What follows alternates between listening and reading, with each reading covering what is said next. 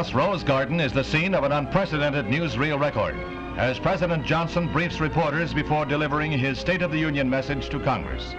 Then come the last-minute revisions before the President leaves the White House to address the joint session. His talk was written mainly by Ted C. Sorensen, his special counsel, but it took 24 writers 6 weeks to draft the entire talk. One of the shortest State of the Union messages ever delivered by a chief executive. Then, Press Secretary Pierre Salinger sounds the warning. It's time to leave for the Capitol.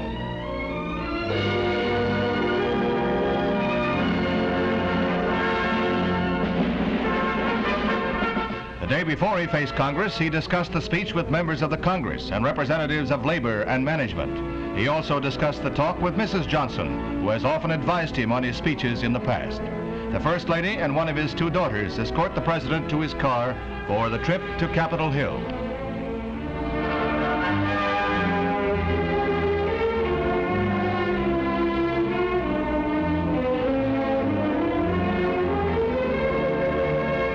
Mr. Johnson had already indicated that he would cut the national budget. However, it was not until his first State of the Union message that the President revealed that spending for the coming year would be less than $98 billion, a drop from last year of $500 million. The President receives a warm welcome from his former colleagues and from the packed galleries.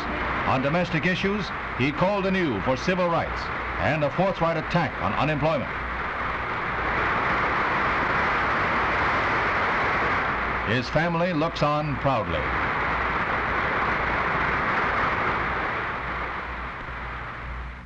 And this administration today, here and now, declares unconditional war on poverty in America.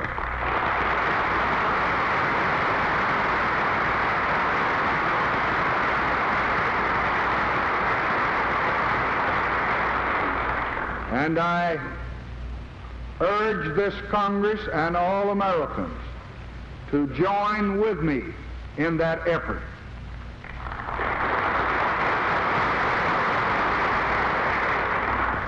Announcing a 25% cutback in the production of material for nuclear weapons, the President had a warning. We shall neither act as aggressors nor tolerate acts of aggression.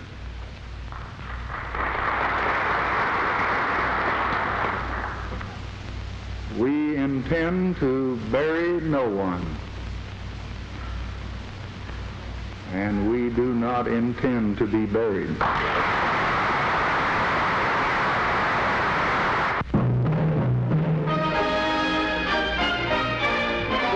The Berlin Wall is being sealed once more as the 17-day pass agreement ends.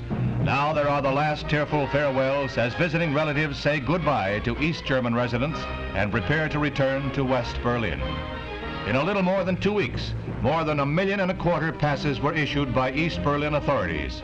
Most of those who crossed over the border were seeing sisters, brothers, mothers, and fathers for the first time since the Wall of Shame was erected in the summer of 1961.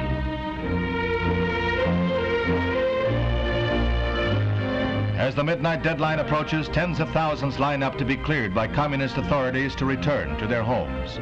Now there is agitation on both sides of the wall to set up a permanent pass agreement that might restore a measure of movement between the communist and free sectors of Berlin.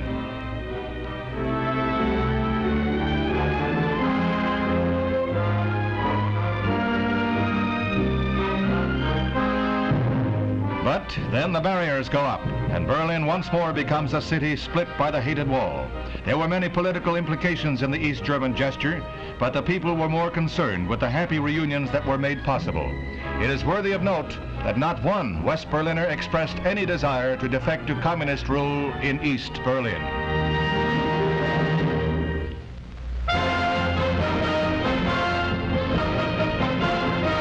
They are jumping for joy at this resort in the Catskills as 20 high-flying speedsters take off after the world's barrel jumping title.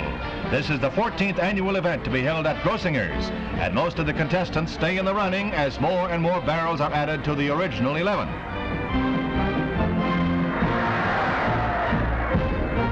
Now there are 16 in line, and that means a jump of at least 28 feet to clear them all. Alert the first aid stations.